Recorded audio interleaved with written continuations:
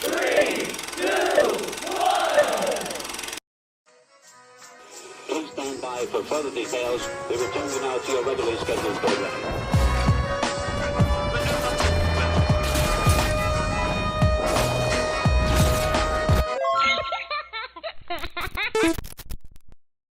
Hello to those of you who are feeling called to this reading in particular, mystery reading at number 1080.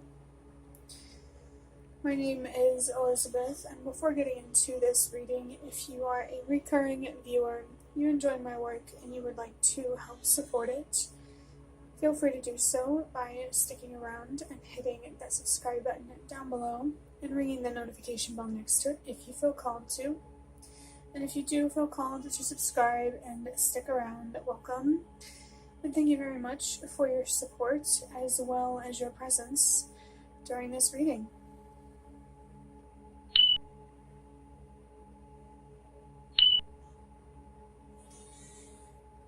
So you are probably hearing the baby cry in the background, and I feel that that's a sign for somebody that there is something significant here about children, future generations, or your personal connection to children, whether you are a parent or somehow work with them. There is something significant here about the impact that you have on future generations one way or another.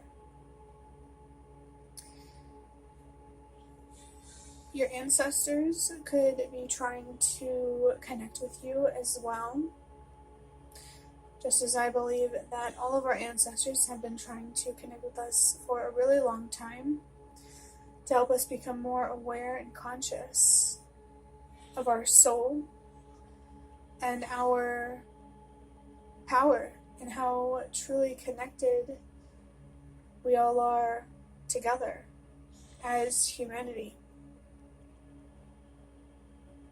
I really do think that our ancestors and other spiritual beings have been trying to wake us up to the truth. And no truth in particular, just whatever fits your context. I just feel like they want us to have more clarity, more peace, so we can see better and make better decisions and help create a world that is truly safe and secure for children to exist.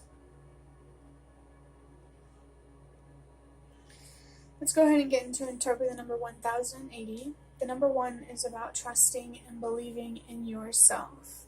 So what is it about your intuition and your strength, one or the other or both, that are significant right now? What are you intuitively picking up on that you need to pay attention to, and how are you currently being called to use your strength in alignment with your intuition? The number 0 can be about a couple of different things, and there are 2 zeros in the number 1080. And this number can be about recurring themes or patterns, whether it's in the form of spiritual communication, like signs or synchronicities, or in your own experiences and the way that things align. No matter where these patterns or reoccurring themes are showing up for you, if you resonate with it, pay attention to them, really try to understand them, and see where they lead you. And it can lead you, it feels like, in different ways. So make sure you are making decisions that you align with truly, especially intuitively. The number 0 can also be a reminder to know when to put yourself, the relationship and the journey with yourself first. Know when to choose self-respect, to protect and nurture yourself. You are allowed to prioritize your own needs. You are also allowed to prioritize your own desires. But when it comes to desire in particular, you got to be careful with how selfish you are with those. But needs, no question, you're allowed to take up as much space as you need. And it's important that you respect that permission to yourself to take up as much space as you need, and to attract people who have room for the space that you need. People and situations both. Just a reality in general that respects your needs, pretty much. And I did say there are 2 zeros. So in particular, how do you feel called to use your intuition and your strength with these recurring themes or patterns and putting yourself first? Maybe you are seeing that's what these themes and patterns are actually about. Having the strength and the trust in yourself to put yourself first. The previous reading was about loss, especially because I did pull the Hanged Man. So if you resonate with that reading might be meant for you, only if you feel called to it though. Again, listen to your intuition. I do feel like I just got confirmation though of releasing someone or something. And this release feels important. Really, really important. And it's not just coming from outside of you, it's within as well. It feels like somehow there's an opportunity here to create more freedom and stability and predictability in your life by letting go of someone or something. And funny enough, the number 8 literally is about loss and trusting that whatever is lost will be replaced. Those people and those situations that try to, really just cram you inside of a box that is way too damn small. Find a bigger box. Know your own limits. Don't let other people impose their own limits onto you, especially if they come from like insecurity or self-told lies and stuff like that. Trust that you will find people and situations that respect your own limits, your own true limits. For some reason, I'm feeling that lemons could be significant, and it made me feel connected to the word limone, which means lemon in Italian. It really makes me think of that saying, when life gives you lemons, make lemonade. So, as a message from your ancestors, it appears, what current situation is being presented to you, or relationship? And how can you work with it rather than try to avoid the unavoidable? Someone here may be really, backing themselves up into a corner here.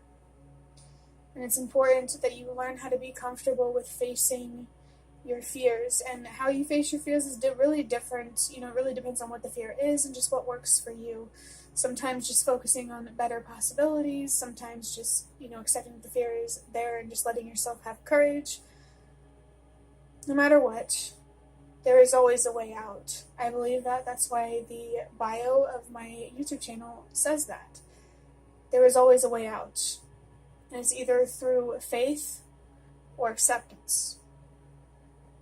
And I'm just not really, forming that idea or that thought, which is nice.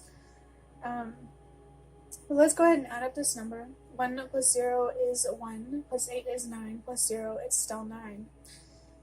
Which, the number 9 is about purpose and helping the world release what no longer works. There is a real theme of loss here, but it's not loss without purpose. It may feel like it's in vain, but it's really not. Especially when you look at the long-term effects. Maybe it would be helpful for somebody like, okay, if I go this path or this path, what's the future of both of these paths? If you already feel driven by a sense of purpose, I really encourage you to trust it If you don't, I really encourage you to find it, because I do believe that we are all here for a reason. We have the experiences we have for a reason, and sometimes that reason, the universe reveals it to us, or it's a reason we create ourselves, or it's just something that we have to just trust is there, and accept that we don't need to know everything. Especially when it comes to trusting your intuition, you don't need, I believe it's called empirical evidence, to trust your own instincts as a human being, a living, breathing animal on this planet. Trust that whoever or whatever you let go, especially for your own highest good, it is bigger than you. You are contributing to a much bigger battle or war, really, between, to put it bluntly, I feel that it's between good and evil. People who are honest with themselves and others, and people who lie to themselves on a daily basis, manipulate other people, and do wrong knowing it is wrong. So which side are you going to be on? And when I think about evil, I don't only see it as this malicious thing. I said it in a reading recently that I believe that cognitive dissonance is a form of evil, because we treat ourselves in ways we know we shouldn't, but we do it anyway. We're doing wrong to ourselves knowing we shouldn't. So, what kind of evil do you feel like you are imposing on yourself that is having a greater impact on the greater war, the greater fight? I guess the fight for control between good and evil. It's really a difference of whether you choose to have self-control or to be out of control. I did see the number 1, 2, 3 on the timer, which is a sign to trust that everything happens for a reason. This is a saying that I live so strongly by. You don't, especially if you have already seen magic, crazy synchronicities, messages and stuff, you don't need to know everything to trust that there is a greater force out there on your side. And if you do need that evidence or that magic, I am a strong believer in ask and you shall receive. Your intuition or your intention. Maybe your intuition just has to be legit and honest. And, I believe if you genuinely ask for what you need, faith-wise, and you're reasonable, I believe that you will get it.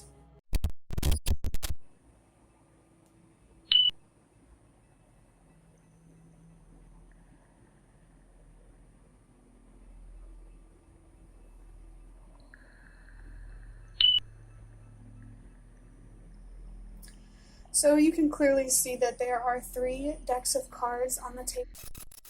Over here, this is the Magical Dogs Tarot. If you've already seen this spread, you could probably just skip this part. But if you haven't, if you don't know how this reading will work, the first deck there is the Magical Dogs Tarot. It is the 22 out of 72 major arcana cards in the tarot, and these cards are more about bigger themes, bigger ideas, and more long-term ideas or themes. And over here, this is the Nightmare Before Christmas Tarot. These cards are the other 50 minor arcana tarot cards, which are more, about details rather than the bigger picture. And, it's more immediate situations and short-term ideas or themes. And then in the middle here, that is the Ancestor Spirit Oracle, which I'm going to use to wrap up the reading to see what your ancestors have to say about the messages from the number 1080, this major arcana and the minor arcana. And I just saw the number 456 on the timer. That's a sign to trust that everything happens for a reason. So I definitely felt called to use the Ancestor Spirit Oracle card for a reason. This could be confirmation for a connection to your ancestors that you're already feeling, or this is to bring to your awareness that your ancestors are really trying to connect with you right now, especially through this reading. So let's go ahead and draw out a major arcana card to see what major theme or idea wants to come through. I have the Magician, or in this deck it is called the Mage. The Magician is all about your power, your willpower. It's about acknowledging and embracing the control that you actually do have over yourself and your own reality. And I did see the number 555 on the timer. That number is about change and transformation. So I do feel you are being called to make changes inside and out that reflect a version of you that recognizes, respects, and utilizes your own power for your own well-being at the very least. If you feel called to contribute to the well-being of the collective. I do want to put it out there that playing your own part and, holding yourself accountable for your own well-being is enough. You don't have to do some big, extravagant, crazy thing to feel like you have a sense of purpose. And I'm thinking more in particular, like some people, they just want to have families. And that is a sense of purpose on its own. You are creating future generations. And I feel like as a parent, that position is one of the most positions that needs your willingness to recognize and respect your own power. Because you also have the power here to contribute to future generations. And I believe that I did say in the beginning of this reading, I mentioned your impact on future generations. So you very much could have a child or kids. And I think first and foremost, you should do this for yourself, but also remember the impact that you will have or could have on your children, depending on, what decisions you make from this point moving forward in terms of your own well-being. Do you want to teach your children as a role model to be self-destructive or self-loving? My understanding is kids absorb everything, and so it's just really important to always remember that that child or those children are watching you to understand how they are supposed to live. So really be mindful of the kind of impact that you have. Even if you don't have kids, there are kids outside in the world who watch adults to see what is acceptable and what is not. So if there's a certain way you're treating yourself or talking to yourself that you would not accept from another person, you really got to acknowledge that and do something about it, and especially not accept that kind of treatment from yourself towards yourself. The Mage here, or the Magician, does have the number 1 on it, which, as we already said, is about trusting yourself and believing in yourself. Trust and believe in your ability to have faith, whether it's spiritual or practical, like in yourself or just what's possible, and to face your fears, your pain. Let's draw out a minor arcana now to see what details the universe would like to highlight about the Magician here. It really is important to let go of people, places, and things that do not respect your well-being. We have the Ace of Wands. It says, starting new project, potentially big opportunities, inspired, creative energy. So you do have an opportunity here, and it's an opportunity that seems to be aligned with your passion, your fire. And this could be many different things. It could be your own spiritual growth, your own spiritual path. It could be something more practical like a job or some sort of project, there's an opportunity here that you're passionate about, an opportunity to recognize and embrace your own power, and this really feels like encouragement for you to do that, to do exactly that. It's a pretty straightforward card, so I'm going to go ahead and draw out the Ancestor Spirit Oracle card. I might read from the guidebook to see what else there is. We have interact and relate, and it says community, family, and traditions. I'm being reminded how in Houston, Texas, they are trying to address the loneliness epidemic. So if you're in Houston, Texas, maybe you want to research that. I think it's called Stronger Together. I read about that in the news recently, and I just saw the number 111, another sign, a powerful sign to trust and believe in yourself. It appears that your ancestors see an opportunity for you to feel a sense of community, a sense of family, blood-related or not.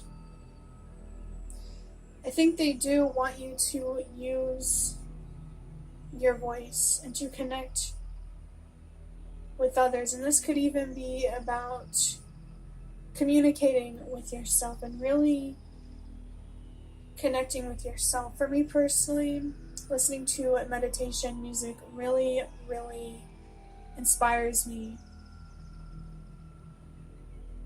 to connect with myself. And, that's what works for me. Something else could definitely work for you, and I really encourage you to explore that if you don't already know what works for you. I feel like this reading is going to be shorter than I expected overall. There's a real focus here on putting yourself, your needs, your desires, your passion first, and taking the opportunity that you have to exercise your own power, your ability to choose, to create. And for somebody in particular, your ancestors are really making it clear that this opportunity to use your power, to connect with your passion, is about connecting and relating with other people, your spirit guides, in some way, some form or another. This could even be about simply recognizing how truly connected we all are, and connecting with that idea, feeling connected, communal, if that's the right word, familial, with people that you don't even know, understanding that they are human as well, who also have an intuition, a soul, their own power. That's an idea that has really been, being highlighted to me lately, is how powerful we all truly are on our own. I feel like the greatest disservice that we do to ourselves and ultimately each other is believing the lie that we are powerless. And I feel like it's easy to believe that because of how small we can feel as humans. But just remember that no matter what fight you fight, what choices you make, what words you say, there are other people fighting, choosing, and saying, speaking in the same way that you are. So choose your battles wisely and know that you are not alone.